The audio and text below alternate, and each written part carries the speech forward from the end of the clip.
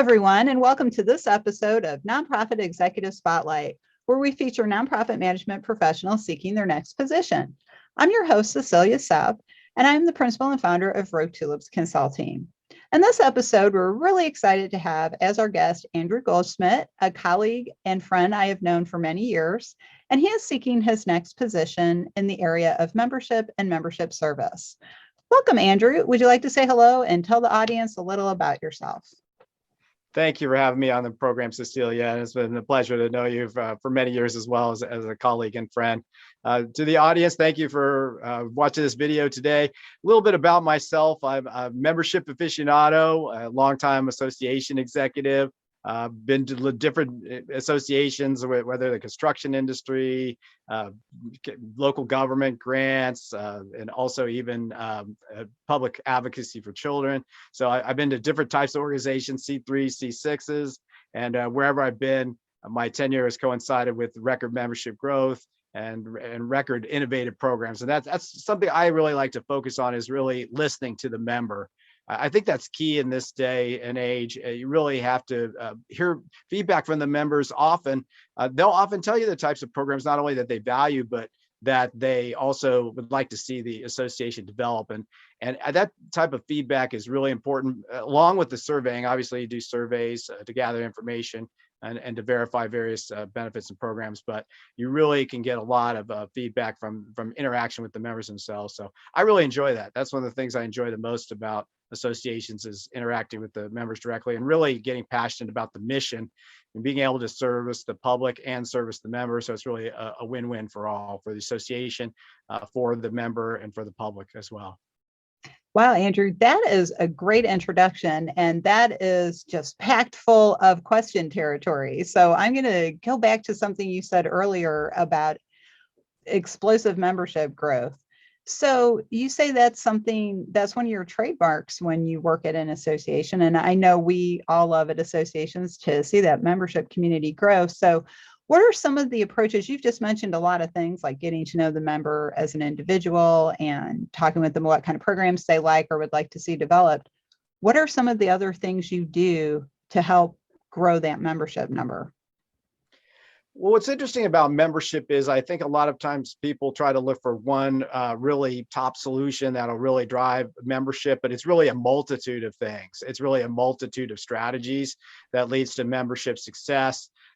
Direct marketing is always important. It's important to interact with the members, engagement. Onboarding is very important. When you have new members, they need a whole different communication series than those that have been around for quite some time. Developing innovative programs is really a hallmark of my success in the past, and that has come from different avenues. I have an example where I was at a local government association, and I developed a nationwide prescription drug and discount program. And the original idea from that program actually came from being out on the road and talking to the members. And they kept asking if the National Association could do something about the prices within the health and prescription realm. And so that led to really a 2-year effort to develop the program. And so I think it shows you that sometimes the best programs may take some time, may take some effort. Sometimes they come quickly, but if they're worthwhile, you should continue to pursue those programs. And it led to a lot of research on my part, and then an RFP process and a pilot stage of the program. And the pilot stage went so well that it was rolled out to the nation with significant amounts, almost 50% of the counties in the United States participating. So it really, if you're developing innovative programs, it can come directly from the members and then verified through surveying as well. One of the things I like to do is put out surveys with a pick list, so you can brainstorm with the staff and with the members themselves, with the leadership, with the volunteer leadership, and have them tell you what types of programs that they would like to see. And then you can put that on a survey pick list for the members to respond. And you can tell if obviously the volunteer leadership and is well versed in the association, but you can tell if that particular benefit actually has wide ranging applicability and value. So that's a good strategy to develop innovative member programs. Obviously, social media is very prominent today, so that's very important to have your activity on social media and to put that to the forefront. I do believe that social media can develop a lot of leads, but you've got to you got to interact personally with those leads, and so staff. I'm not one to tell the staff not to make calls as much as possible to the members each year, and if you have to contract with an outside firm, then so be it. But not only for retention calls, but just to check-in calls, I think, or even direct emails, direct contact with the members. Really have to be able to get some feedback and put a personal spin on it. So I really think there's a multitude of avenues that lead to success in membership: marketing, onboarding, retention, innovative programs, engagement, and also really that personal outreach is important. Your answers are so dense. I love it. You pack a lot into a response. I want to again back up to something you said a minute or two ago about taking the time to grow a program and the investment of patience, which I think a lot of us overlook. People who know me know that I like The Art of War because it has a lot of good lessons in it for strategy development and implementation. And one of those is patience. That's one of the most important aspects of it. So I applaud you for sharing that with everyone and realizing that's an important strategy. I want to shift a little bit to your past experience, Andrew. So you have mentioned you've worked in a lot of different areas. So you've worked with local government, you've worked in other professional areas. What are some common themes in the member experience that you have seen over your career across all these different areas? Great question, Cecilia. And I would, I've worked for both C3s and C6s. I've worked for both individual associations and trade. So there can be some nuances, some differences. I think with the trade, it's a large membership, so you have a lot of different people involved. But it's important to, if you only have the capacity to contact a certain amount of those people, which many associations vary in size, and so it depend on your capacity. I think it's still important to engage the decision makers at least, and try to make sure that they're participating in programs and pull data all the time. Really, pulling those engagement reports and engagement scoring, so that you can tell if particular members are not participating. They're going to be the most precarious, obviously, to renew or not. And that's true of individuals and trade. In the case of trades, you do need to make sure that the key decision makers, the most important people in the company, the people who are, at even the billing department. I mean, I've engaged the billing department to be part of the organization, to participate in a webinar or two, and so they can understand the value of the membership. So I think it's really something that we're, no matter what the type of organization it is, and the experience can vary, but what doesn't change is that you need to engage the member. You need to provide value. They need to, when they get the renewal, it's not even a question about what's in it for me and what's in it for the organization. It has to be that those programs come to mind. One of the things that I valued a lot at the various associations that I've been at is to make sure that when it's renewal time, there's a lot of communication that leads up to that, but that they get some kind of engagement scoring report, or a report that shows their involvement, or at least a link to their online profile. And so thus, if sometimes it's out of sight, out of mind, I guess. You could even attend a few things and then think, what did I value this year, and reinforcing it at that time, it really helps to make sure that you get retention. So it really, I think it's personal. It's a multitude of ways. Reach out through marketing, through social media, through direct contact with these decision makers. And I also think that the experience is varies from member to member. So if you can get the type of information and spot any trends about what types of things that they like, then you can really reinforce the value for a long time. One member might like the association for advocacy, one might like the association for education or training, one might like for the networking.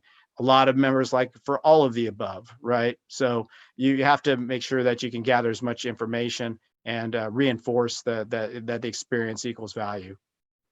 And I love that you said that, Andrew, because so often we think membership is one size fits all, and it never is, never has been, never will be. And one of the things I point out to people that nobody really likes to hear is that everyone belongs to a different association because we all have a different experience. So you and I might belong to the same group. You might be having a great time. I might be like, you know, it's not that great for me. So I think that's really important, all those things you've just said, and you've demonstrated you have a real handle on what needs to happen and what you need to do and what steps to take to create that strong membership program. So I'm going to ask you a little bit more difficult question. Sure. Since we're both CAEs. You've mentioned a couple of times that you've worked with C3 groups and C6 groups. And as we know, C3s are really more for foundations and charities. But there are some groups that form as membership groups as a C3. And I have seen challenges in that model because of the status. So have you seen some challenges in a C3 membership organization? And if so, what are those? And how have you tried to manage them? Good question again, Cecilia. I appreciate that one. In reflecting on that, I would say that I guess it depends on the C3. The organization I was involved with, did have individual members at the local school level. So that I think reaching those folks was a little more difficult. I think the layers that were involved, I would say, is the one of the biggest challenges in those types of organizations.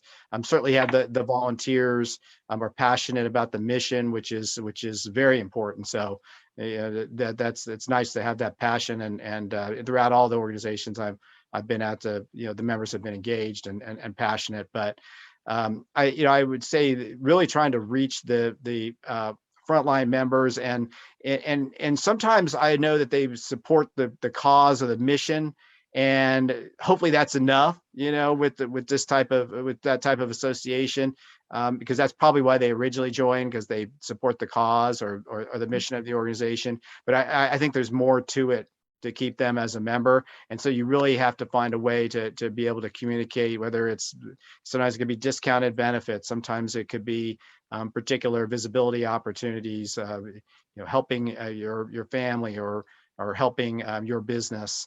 That have more of a profile, a profile out there that you're helping philanthropy or helping the betterment of society. So I think that both organizations have different values and different things that they excel at.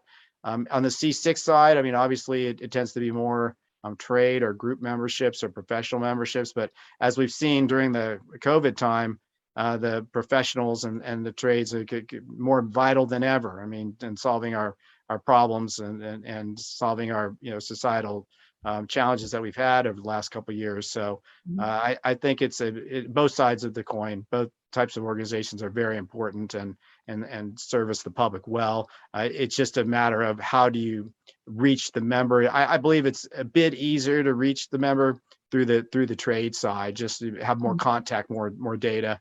And earlier I mentioned about the engagement scoring, and I think sometimes that intimidates a lot of associations. They think, well, I'm small. How can I do this? And all I would say is do what you can, right? Don't let it intimidate you. Take small steps, right? Gather as much data as you can. Charge staff with being passionate about gathering data whenever they interact with the members. I know one of the things I call myself the notes preacher, and the reason I use this analogy is all AMSs have a CRM type function or notes, and getting staff to always take the 30 seconds when they interacted with a member to please record something, right? Because that's something we want to put on our engagement scoring report, right? that you called, you had this issue, the lobbyist, the advocacy department helped you on that, or the education department, helped you sign up for that webinar or whatever it might be. So that's one thing I think is important to reinforce membership, is to make sure that you record all the interactions that you can, and really be passionate to staff about taking that time as valuable to the whole organization. I am so glad you said that, because I think that is probably the most underused field in any AMS or CRM or whatever kind of system you use to track your member information. That can be so easy to do, and it just takes a couple of seconds. And I'm such a big believer in it. I use the notes section in the order form section of the website that I use, the website service I use. You can put notes into an order form about, why did I give a refund, or why did I give a partial refund, or if this person needed a different discount code, whatever. And so we're, collecting that kind of information as well. And I think the downside, and this is for all of you companies out there who develop AMSs and CRMs, is the downside is sometimes that you cannot export that information. You would have to Yes. go and try to do it manually. And it's like, who's got time to do that when you have 10,000 members? You just can't. Yes. So that would Yes. be a really useful thing. So let's put that out. Excellent point. I've had AMSs where you can export it easily, and ones that you haven't. So I agree with that. Attention to the AMSs, and another attention would be the easy handling of credits is another thing that I learned during COVID land. And hopefully we're breaking out of that, and we'll continue to break out of that, and for the better. But it's with us for a while. But when you have people who obviously for various reasons have to back out of a conference or back out of a particular service, you much rather keep it as a credit, so that you please spend this on something in the future, right? Whether it be a membership renewal or whether it be a future webinar, and rather than to process lots of refunds. So I know that a lot of times the AMS is some are better than others at housing those those credits and being able to handle them on behalf of the members. So. And that might be something too that doesn't live in the AMS. It might live in the accounting software. Yeah. Instead of Absolutely. in the AMS. So absolutely. Andrew, you also have mentioned letting people use that money in the future as opposed to giving them a refund. I know there are organizations out there that say, well, if you pay and you can't come, too bad, we're just keeping your money. And they don't let the member use it in the future. So I want to commend you for that attitude, because I have that opinion as well. And people are so excited when you just offer it, instead of saying to them, well, you have to apply for it, or we have to do something else to get you this money, or no, you don't get your money at all. So I think that's great. And I think that really shows your consideration for members and a real attitude of service. So as we're getting close to the end of our episode already, which actually has been a great conversation on membership so far. So let's talk a little bit more about the service side. And you obviously have a good handle on that. You know how to treat your members well, and you always find a way to give them what you need. So if you had to summarize your member service philosophy, what would that be? I think it's always make it personal. It's got to be a personal relationship, and that obviously can be through various electronic means. But it always means a lot more if you get at least a couple contacts a year that come from a name, an actual name, an actual staff person, a key staff person, or from the CEO or ED, even broadcast that and asking for any feedback, please, to be to come back to them, and it gets acted upon, right? The staff follows up. So I'm a firm believer in it's still a people business, associations, and even in this distant world where we're doing Zooms and so on. You still have to make it very, very personal, and also that there's a multitude of ways to make an association successful. There really is, and I think so often that associations are looking for that sort of magic wand that will magically change the trajectory of numbers or what have you. And I think it's one of those things where you've got to do a multitude of ways, and some will work from many different multifaceted efforts. So that's really my philosophy is it's got to be personal, it's got to be passionate, it's got to be interactive, and there's a multitude of ways has to be deployed to make membership successful. Well said. I agree. We need to keep that individual personal touch in mind. And Andrew, we need to start wrapping up this episode. So before we go, what sort of an organization would be your ideal organization to go lead membership? I'm open. It has to be an organization where I'm passionate about the mission. I mean that I think that's pretty straightforward. Obviously, each individual has a particular values that they have personally, and so as long as it's an organization where I am passionate about the mission, and even if it's an organization where I need to learn more about the industry or learn more about what the members do, but yet it's something that I'm passionate about. I can get into that. So, Andrew, thank you so much for joining us on this episode and for sharing all of your knowledge about membership and membership services. You have a lot to offer to any organization. So, for all of those people out there looking for their next senior leader in the area of membership, what's the best way for them to get in touch with you? Thank you. And I look forward to speaking to anyone through my LinkedIn profile. You can contact me through LinkedIn, Andrew S. Goldschmidt. So it's LinkedIn/IN/Andrew S. Goldschmidt. Make sure to put the S in there because there are other Andrew Goldschmidts out there, but I'm sure you'll find me. But please feel free to connect with me on LinkedIn. And we can email and we can speak through there. And please reach out to me at any time. And if you're looking for any other information, or maybe your organization is interested in just bouncing some ideas off someone, or not necessarily an opportunity, I'm glad to chat. I've been doing association work for quite a few years, and I'm glad to network with anybody who's interested in networking with me. So welcome the opportunity. Great. Well, thank you, Andrew. And there you have it, everyone. Andrew Goldschmidt, membership expert, guru, and aficionado. Add him to your team before someone else does. Thanks, Andrew. Thank you, Cecilia. We will be back with another episode, unless everybody gets a job. Thanks, everyone.